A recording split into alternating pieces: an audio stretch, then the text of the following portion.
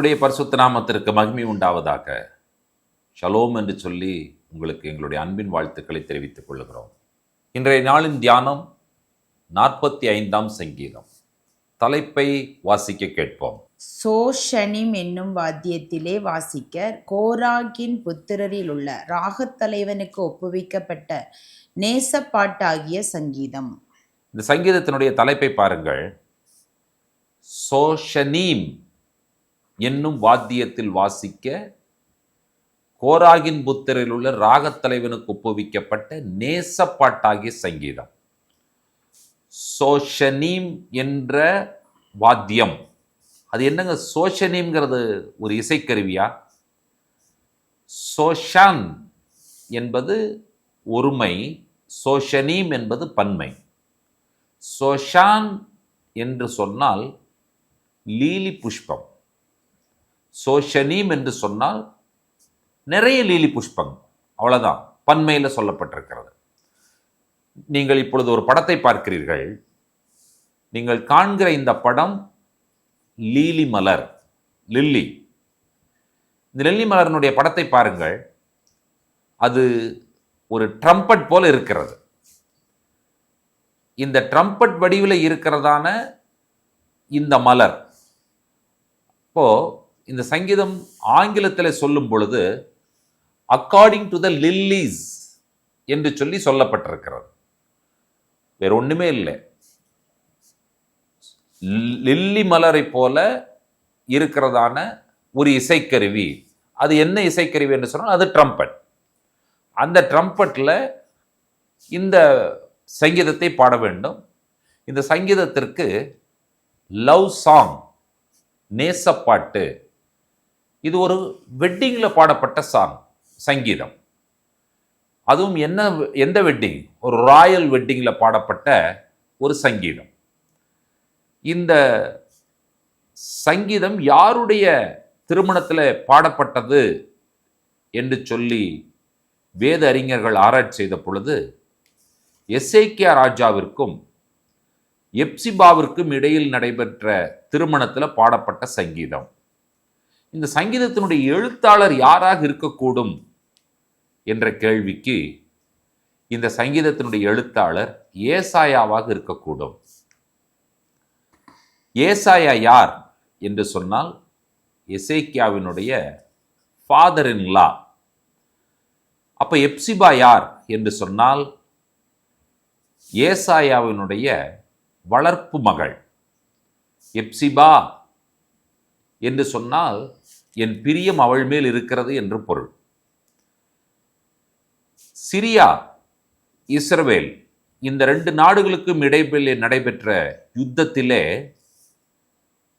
ஒரு குடும்பம், அதாவது ஒரு கணவன் மனைவி இறந்து விடுகிறார்கள். ஒரு பெண் அனாதையாக, நிர்கதியாக, கைவிடப்பட்டவளாக அவள் காணப்படுகிறாள். அவள் ஏசாயாவினுடைய பார்வையில் அவள் படுகிறாள். அவளுக்கு அப்பொழுது வயது 5. ஏசாயா என்ன செய்கிறார் என்று சொன்னால், ஏசாயாவும் அவருடைய மனைவியும் அவர்கள் இந்த அனாதையான பிள்ளையை, கைவிடப்பட்டவளை எடுத்து கொண்டு வந்து அவருடைய வீட்டிலே அவர்கள் வளர்த்துகிறார்கள்.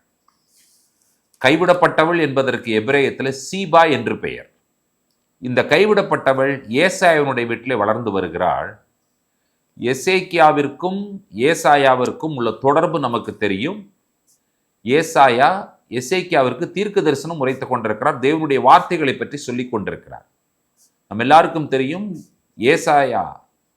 எசேக்கியா வியாதிப்பட்ட பொழுது ஏசாயா போய் ஜெபித்து அவருக்கு அத்திப்பழ அடை அவருடைய சரீரத்தில் போடுகிறதை நீங்கள் கவனிக்கிறீர்கள், வாசிக்கிறீர்கள்.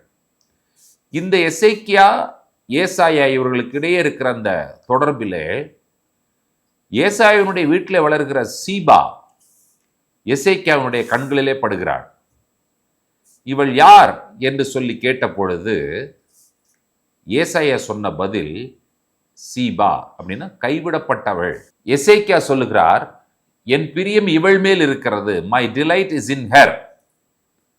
அப்ப அதற்கு ஹீப்ரூல என்னன்னு கேட்டீங்கன்னா ஹெப்சிபா. எப்படி ஒரு அந்த ரைமா வருதுன்னு பாருங்க. எசேக்கியா கேட்கிறார், இவள் யார்? ஏசாயா பதில் சொல்லுகிறாள், இவள் சீபா. அதற்கு எசேக்கியா இன்னொரு பதில் சொல்லுகிறாள், இவள் எப்சிபா என்று சொல்லுகிறார். சோ இவர்கள் இருவருக்கும் இடையில நடைபெறுகிற அந்த திருமணத்தில் இந்த சங்கீதம் பாட்டாக பாடப்பட்டது.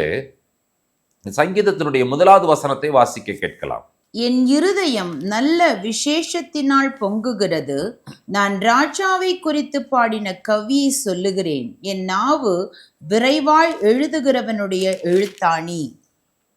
கவனித்தீர்களா?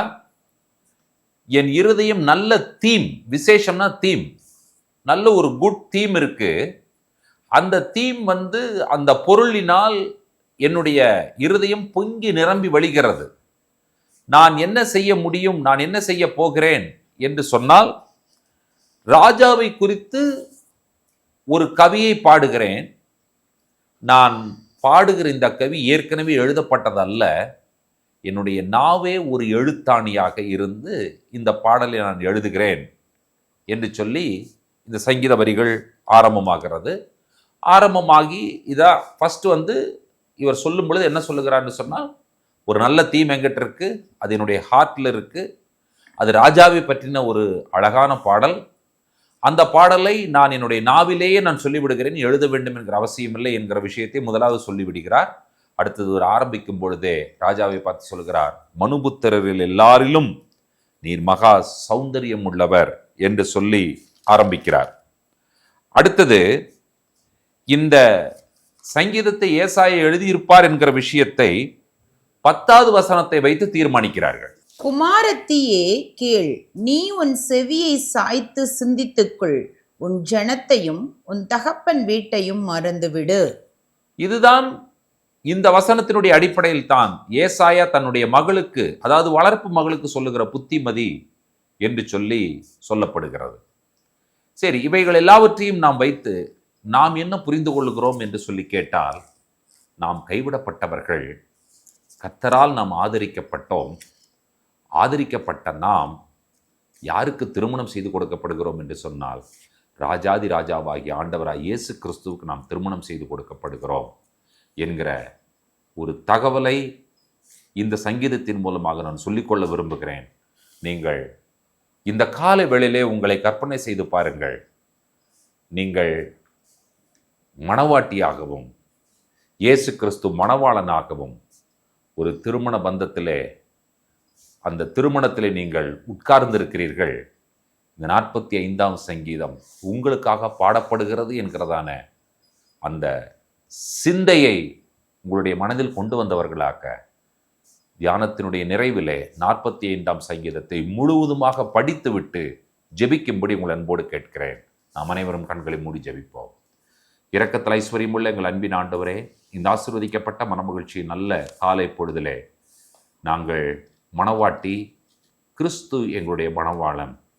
ஆண்டவரே, நாங்கள் எங்களுடைய தகப்பன் வீட்டையும் இந்த உலகத்தையும், ஆண்டவரே, எங்களுடைய காரியங்களை நாங்கள் மறந்துவிட வேண்டும். அப்பொழுது ராஜா எங்களிலே பிரியப்படுவீர். அதற்காக நாங்கள் நன்றி சொல்லுகிறோம். எங்களை மணவாட்டிகளாக மாற்றுவதற்காக உம்முடைய குமாரனை இந்த உலகத்திற்கு அனுப்பினீர். அவர் ரத்தம் சிந்தி மரித்திருக்கிறார், கிரயம் கொடுத்து எங்களை மீட்டிருக்கிறார், இரத்தத்தையே கிரயமாக கொடுத்து மீட்டிருக்கிறார். அதற்காக நாங்கள் நன்றி சொல்லுகிறோம். துதி கனமை உமக்கு எடுக்கிறோம். இயேசு கிறிஸ்துவின் நாமத்தில் வேண்டிக் கொள்கிறோம் பிதாவே, ஆமேன். நம்முடைய கர்த்தராகிய இயேசு கிறிஸ்துவின் கிருபையும் பிதாவாகிய தேவனுடைய அன்பும் பரிசுத்த தேவாவியானவருடைய அந்யோன்ய ஐக்கியமும் சிநேகமும் நம்மளோடும் கூட கர்த்தருடைய வருகை பெறுகின்றோம் நீடித்து நிலைத்திருப்பதாக. ஆமேன், ஆமேன். கர்த்தர் தாமே நம் ஒவ்வொருவரையும் நிறைவாய் ஆசீர்வதிப்பாராக. ஷலோம்.